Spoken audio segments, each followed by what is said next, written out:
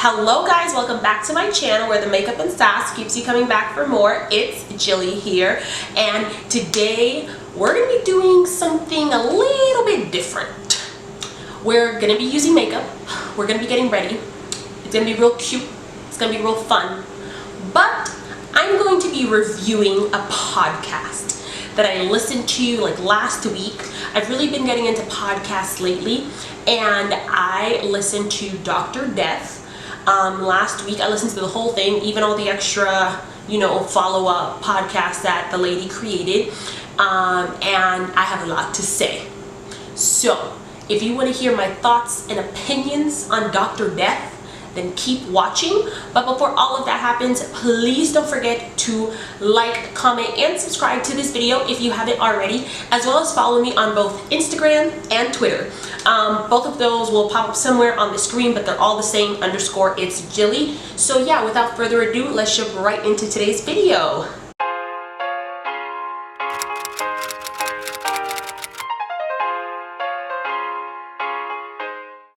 So first and foremost, guys, I found my setting. I'm really loving this lighting right now. The only thing I will say is that I think there might be a little bit of background noise in this video because the washing machine is going on and so is the dishwasher. So that's a little unfortunate, but other than that, I'm kind of really happy with the way my filming and my whole vibe is going on right now. I love the way it looks on camera for you guys, and the quality is actually there on my last video, which was a disaster, but we won't even go down that road. So I'm going to be doing my makeup while I talk about Dr. Death.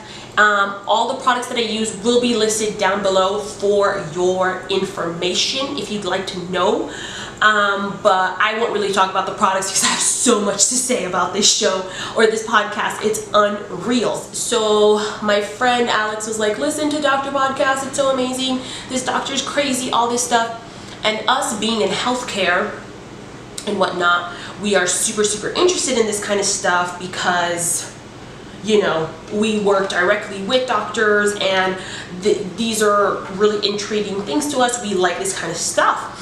So I'm thinking when she's talking about this man, that he's some kind of imposter, is a fraud, from the 1940s or something ridiculous, because I just couldn't imagine some of the things she was telling me happening now, because she was like, he's a wax surgeon and he just botched everything he ever did, and I was like, oh, all right, this is something that happened so long ago, and then somebody just decided to make a little podcast on it to, as entertainment, to inform people of things that have happened in the past. Skirt. That was a lie. Everything that I thought about that this podcast was or was not was a lie, because this was something that happened very recently. This man was insane, in my opinion. I don't care what type of excuses people try to come up with. And we'll go into those later on, and we'll also go into why they're creating excuses for this man or trying to explain his behavior. He's white. But who said that? What? Was it me? Yeah, it was me.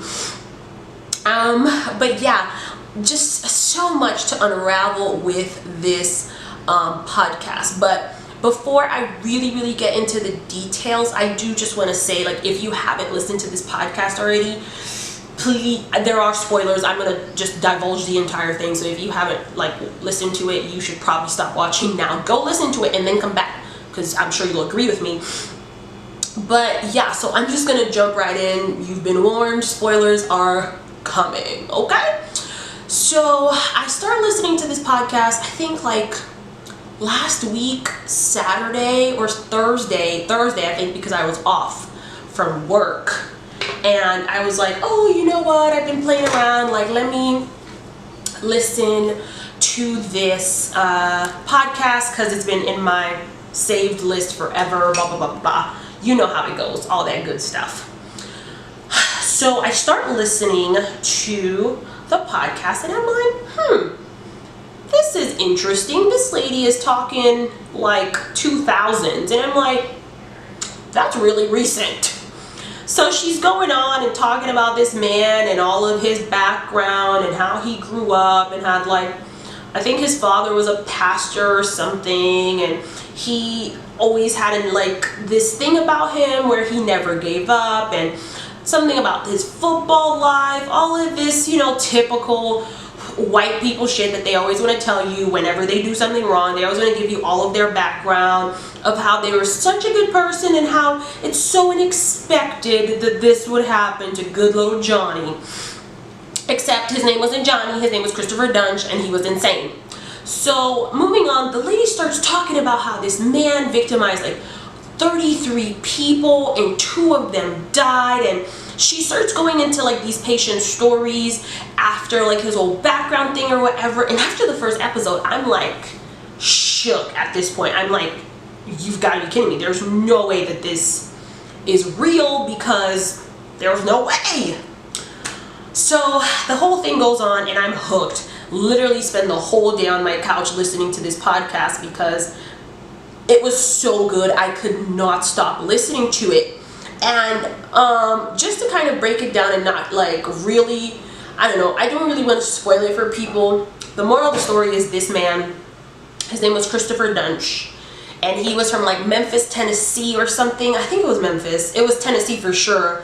And he went to medical school. He went to undergrad, he went to medical school, he went to residency to be a neurosurgeon, and you heard it, a neurosurgeon, like one of the top most surgeons that you could be. He got matched for a residency for neurosurgery, and he was also an MD PhD, so he also did a lot of research during his residency, which we'll come back to later on. Keep that thought there.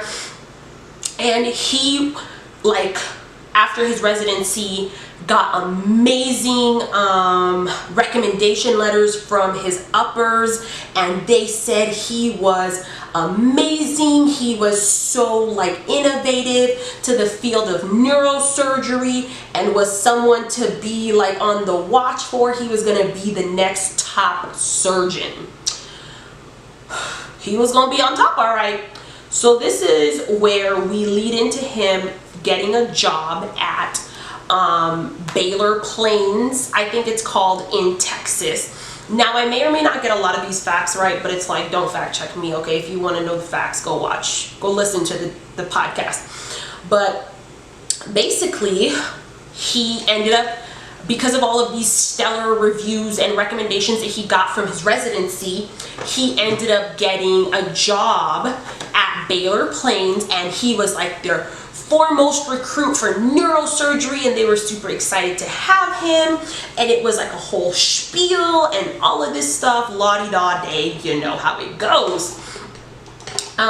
So he gets there, and somehow one of his friends from like undergrad moved with him to Texas to like help him, because he had always been really scatterbrained, and this one friend of his, Jerry, always handled like all of his like day-to-day stuff, his finances, like making sure he got to work on time. Like, seriously, is this man a baby?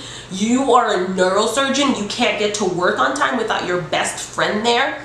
And at the time, the best friend had like a fiance in Memphis, so she stayed behind, and they were basically having a long distance relationship, and she would like come visit every so often. I think it was like every month or something really ridiculous that I would never do for no man, but I digress per usual. And it was like going, and all of this stuff he started, and like I said, he was their like lead recruit, and everyone was just like so excited to have him, and blah blah blah, la-di-da-day, all of this good stuff. So then his first surgery ends up being on his friend Jerry, who had like a football injury from when they played football in high school and college. I think he played college football, something like that. And he had like a neck injury. And the friend Jerry chose to have elective surgery by his friend Chris, because Chris is this new hotshot neurosurgeon, and yeah, for sure he should, like, you know, operate on your neck.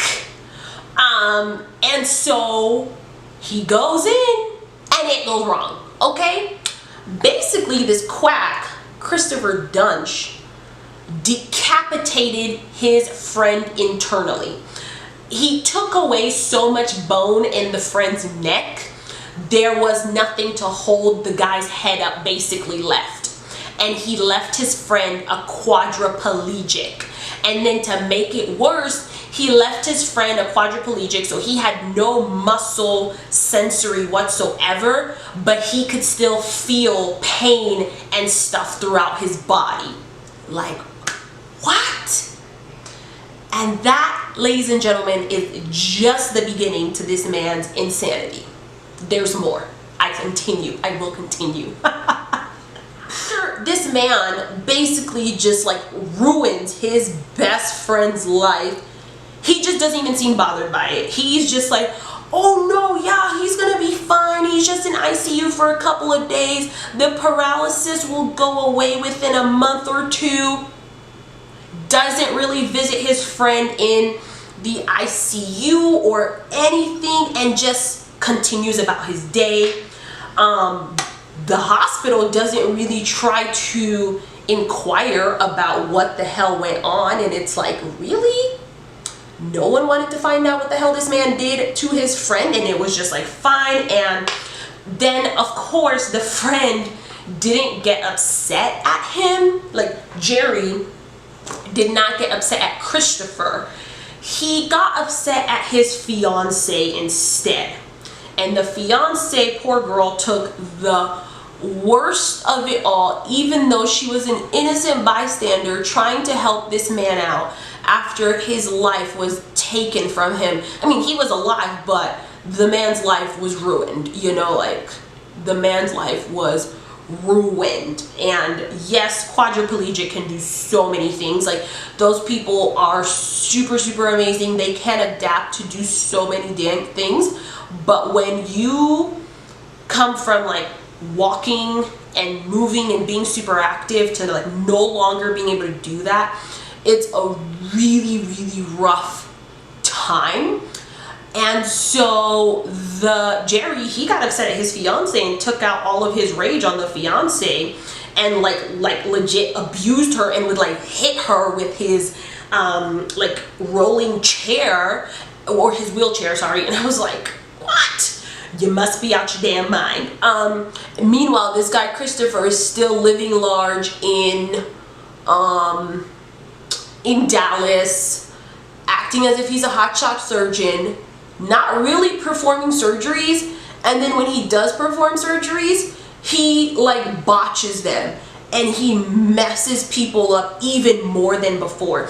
And like, I feel like something I really want to like emphasize for this whole like thing, talking about this situation, is that neurosurgery is a very complex field, and it's not something that any bozo can just wake up and say that I'm gonna do.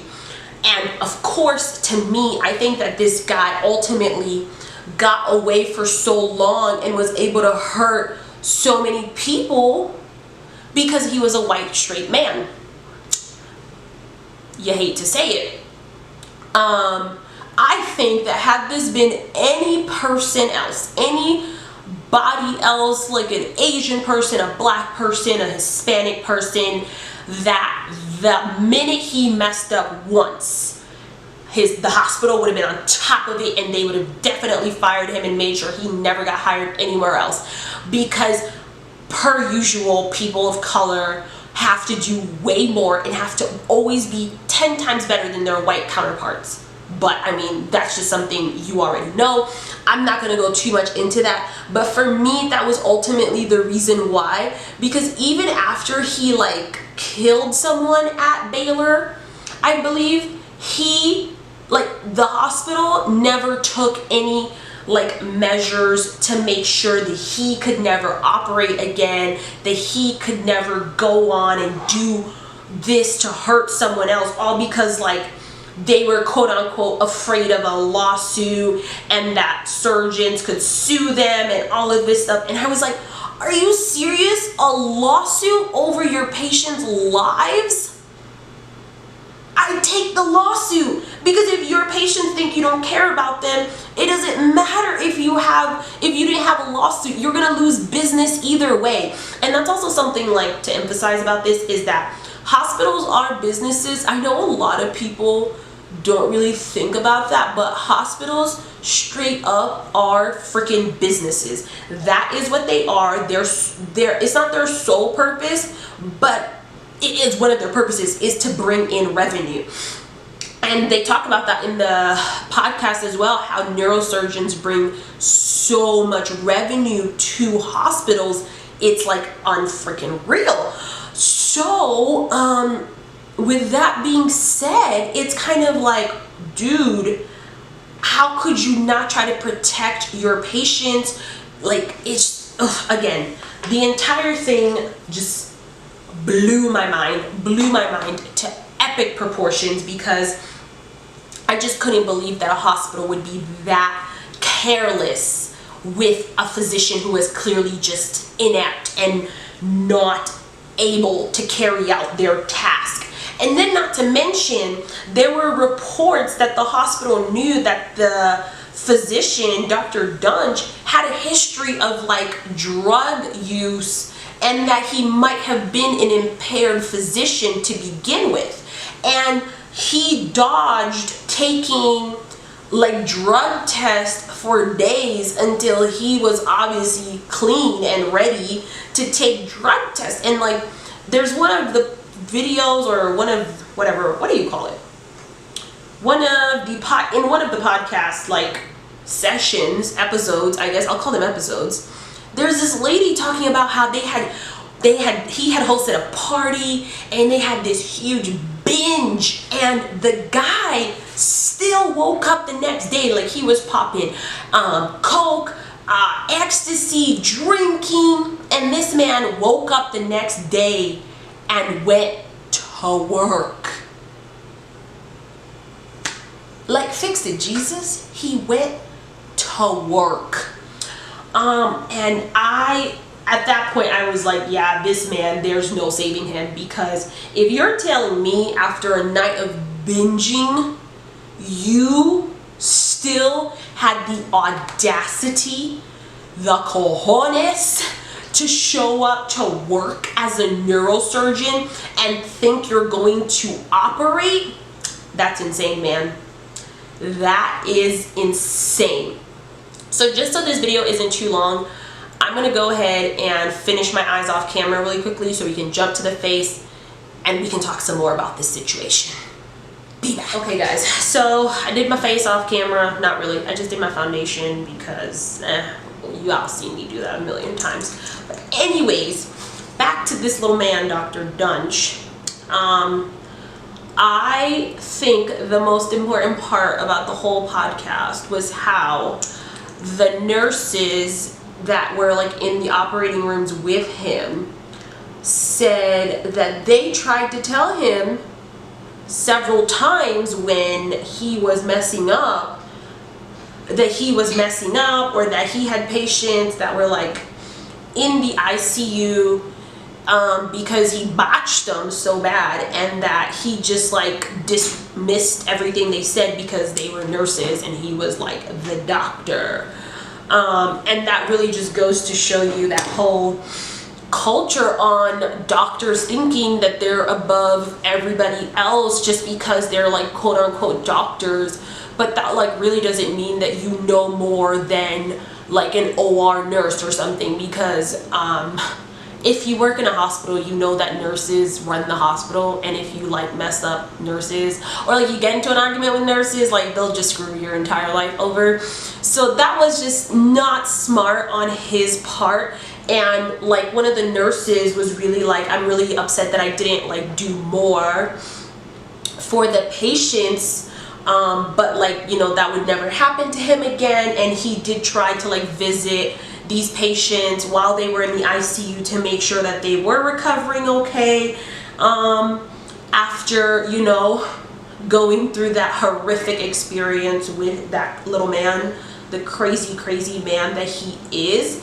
So that, I think, was like a really huge part about the podcast. Like, I think people really don't think about that, and it's like something you literally do see like all the time, and like this person thinks they're better than this person and that, and it's like this endless cycle within the healthcare field that never ends. But obviously it just doesn't work out for the patients, because why are you in healthcare if you don't care about patients? So that's kind of the moral of that story. I really thought that, like, I was really happy that they like talked about it in the podcast, because it is just something that's so prevalent and definitely needs to be addressed. And funny enough, even though all these people saw this man just messing up, I'm pretty sure an anesthesiologist was even like, yo, I could have done this surgery better than him. And like, this man wouldn't stop if people told him he was doing wrong. He would just be like, you know, I'm the surgeon. And I think it even got to a point where he wanted to do like, he wanted to drill holes into someone's head, and literally the nurse was like, dude, we don't have the type of equipment for that at this hospital. And he was like, I can do it with anything. You have to give me anything I can to do it with, to like relieve the pressure from someone's like cranium. And I think they said like he had the right idea, but obviously because the hospital wasn't equipped for that kind of procedure, they couldn't do it. And meanwhile, I guess this guy was just trying to take a screw and just punch holes in someone's head or something. And they had to get like legit management, the big honchos of the hospital, down to the OR to tell this man, you cannot do this. Which I thought was like pretty crazy that it had to go that far. And I'm pretty sure like that one was a nurse that was literally like, I've had enough.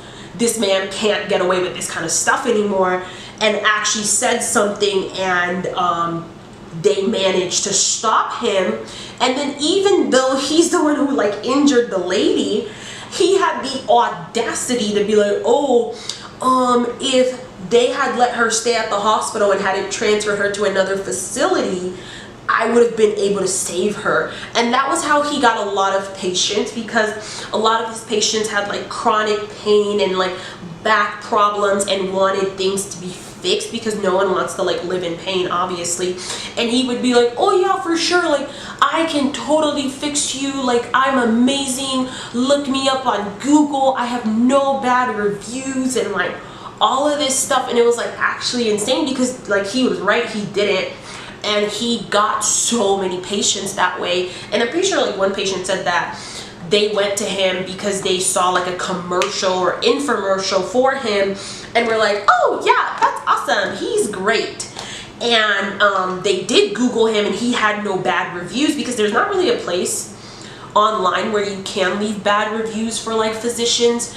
There are like certain places that hospitals can report physicians for like being incompetent, but that's another thing they talked about in the podcast, was like doctors don't usually like to call out other doctors for like not being good at their jobs, especially like for surgeons. Like you don't want to tell a surgeon like, oh, like you suck. And I'm like, oh my god, people, again, who cares about if this man's feelings are hurt? He is killing people, and it's unreal. Ultimately, he was prosecuted against because of two doctors who did say enough is enough. Like they had to fix the botched surgeries that he would do on patients. And when they went in, they were just like, there's no way a trained neurosurgeon could do this to someone, because it's impossible. Like anyone with any amount of training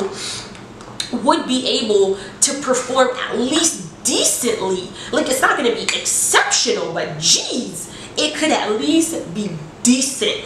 And the man couldn't even do that. Like he couldn't even do that. So that's just how insanely bad the guy was. And then come to find out, which was that point that I told you guys to hold on earlier to. So this guy did his residency in neurosurgery, but the thing is, he's an MD PhD. So when they did more research on him, come to find out, this man logged in less than 100 hours of neurosurgeries, like actual him doing surgeries and not just like watching someone else or just being in the OR. He logged less than 100. For neurosurgeons, that's like 5 patients, because neurosurgeries take so long to do and get through. I was like, how?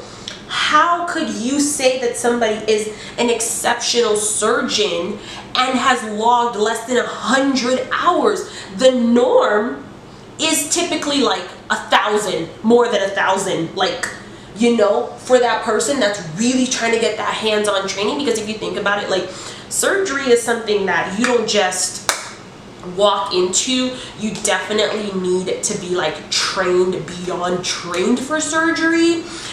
And obviously this, like, you have to practice your craft when it comes to surgery, and this guy definitely wasn't practicing anything. Everything that you do really depends on repetition. This man wasn't doing that. He just thought that, oh, if I never give up and I keep trying my hardest, I'm gonna be amazing. Not the case, you asswipe, not the case. So, needless to say, he did end up finally getting prosecuted because of the fact that one of his patients who did unfortunately die, she was an elderly lady. So they were able to prosecute him off of like hurting an elderly patient. Which I think is like a felony or something. So he is currently in prison and is going through like an appeals process, and his lawyer won't let him do any interviews. And I was like, who would be this man's lawyer? Questions that need answers ASAP. Oh, this blush is really nice. It goes so well with the eyes. Ooh. But yeah, just actual insanity. And the last point that I want to make about this podcast that I thought was very, very interesting was this one law that they have in Texas. It's a tort law. I really can't even explain to you what it is.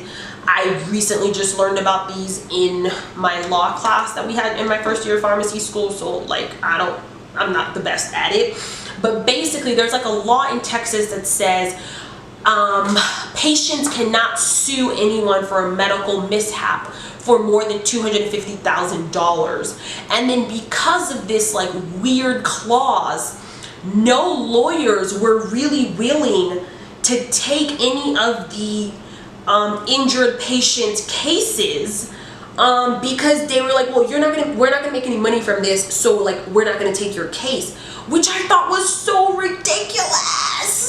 Because once again, how is it that money is the deciding factor on whether or not you take someone's case? Like $250,000 is not even enough to replace what these people lost because of this man.